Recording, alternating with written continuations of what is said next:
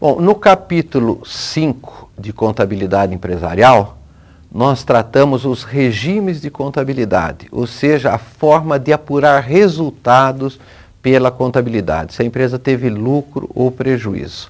Então nós tratamos, no capítulo 2 e 3, principalmente, o balanço patrimonial. O balanço patrimonial, nós observamos saldos. Quando nós preparamos um balanço patrimonial, nós temos um saldo de caixa, por exemplo, quanto existe no final daquele período que o balanço é publicado, em termos de caixa, ou em termos de estoque, em termos de contas a receber, contas a pagar e assim por diante. Quando a gente fala em apuração de resultados, nós temos um fluxo, uma demonstração dinâmica, ao contrário do balanço patrimonial, que é uma demonstração estática. Por exemplo, eu vou informar o total de receita, ou seja, de vendas no ano. Não é um saldo propriamente dito, mas é a soma, o fluxo de todas as receitas e todas as despesas que nós tivemos num período. Pode ser um período de 12 meses, o que é mais comum, ou um período de um ano. Então, na apuração do resultado, nós vamos obter o que a gente chama de medir a eficiência de um negócio, a eficiência de uma empresa. Então, nós temos, por um lado, a receita, que são o total de vendas de bens e serviços que uma empresa obtém num período. E, por outro lado, nós vamos ter os gastos, as despesas, os sacrifícios, os custos que a empresa tem. Daí nós vamos estar confrontando se o resultado for positivo, ou seja, a receita maior que a despesa, nós vamos ter um lucro, ou um superávit. Se o resultado for negativo, ou seja, as receitas menores que as despesas, nós vamos ter um prejuízo. Bom, em função dessas apurações de resultado, nós temos dois regimes distintos. Um que nós chamamos de regime econômico e outro que nós chamamos de regime financeiro. Na verdade, o regime financeiro é bem simples, é a forma de um fluxo de caixa. Quanto a empresa recebeu e quanto a empresa pagou. O regime econômico é o que nós chamamos de regime de competência, também conhecido como regime contábil. Então nós vamos ter um resultado mais adequado naquilo que a empresa obteve no período. Então vamos falar um pouco do regime financeiro. Então nós vamos pegar uma espécie de um fluxo de caixa, as receitas recebidas no período e as receitas pagas no período. Então, nesse exemplo, nós temos uma receita recebida de 40 mil, uma despesa paga de 30 mil, então vai aumentar o caixa, daí usar o termo financeiro, no valor de 10 mil. Então, esse dinheiro é o que nós chamamos de resultado financeiro.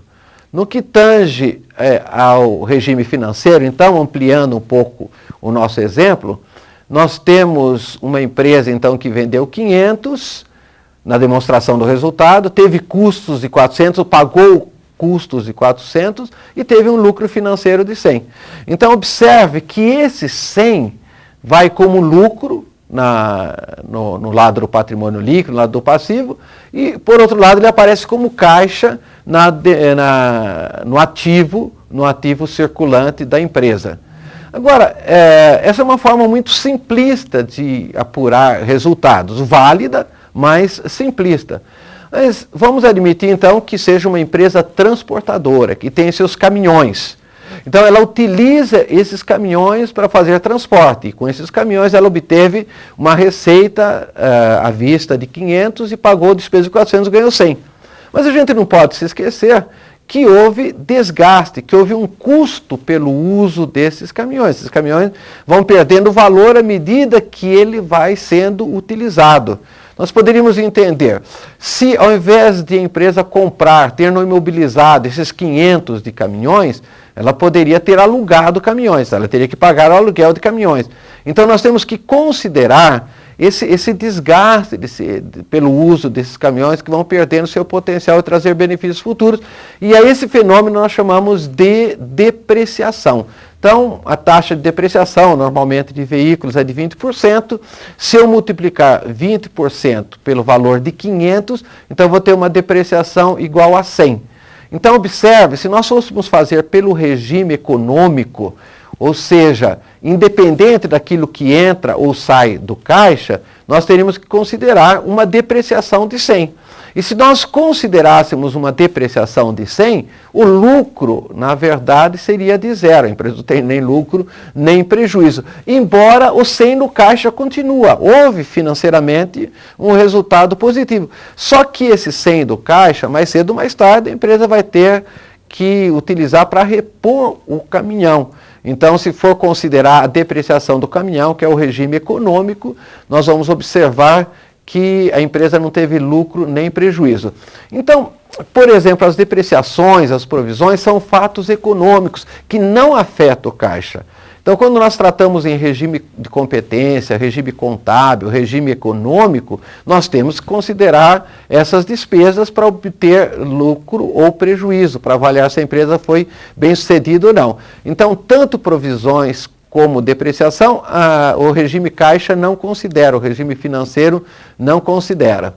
Então, nós podemos aqui ter um caso um pouquinho mais abrangente, em que nós temos a receita de 100, a despesa e os salários de 80 e um lucro de 20 até então. Mas se eu for considerar a depreciação, então eu teria nesse caso um prejuízo. Então, economicamente, a empresa deu prejuízo, considerando o desgaste dos bens, a depreciação. Embora financeiramente ela deu lucro.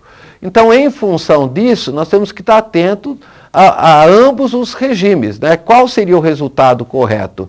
Os 20 mil que nós tivemos pelo regime caixa, nós poderíamos comemorar, ou o resultado correto seria os 5 mil de prejuízo que nós tivemos pelo regime de competência ou pelo regime econômico, e nesse caso nós teríamos que lamentar. Lógico, o resultado correto é o regime de competência, o regime econômico, a empresa teve prejuízo na verdade. Então a gente tem que estar atentos que nós podemos ter despesa pelo regime financeiro, eu vou tratar com os desembolsos, pagamentos. Pelo regime econômico, são aquelas despesas incorridas, os sacrifícios que nós tivemos para obter vendas, independente dela ser paga ou não. Por exemplo, despesas com salários, eu posso ter esse tipo de despesa e não ter pago ainda o salário, mas eles já são despesas. Então, pelo regime de competência, nós tratamos dessa maneira. No que tange à receita, pelo regime financeiro, tudo aquilo que entra no caixa. No que tange ao regime econômico, o regime de competência, receita é aquela gerada, é aquela venda que nós tivemos, independente do recebimento ou não recebimento. Então, de maneira geral, as pessoas pensam que o regime financeiro, já que está tratando de dinheiro, seria o melhor para apurar resultado da empresa. Mas, na verdade, não é assim.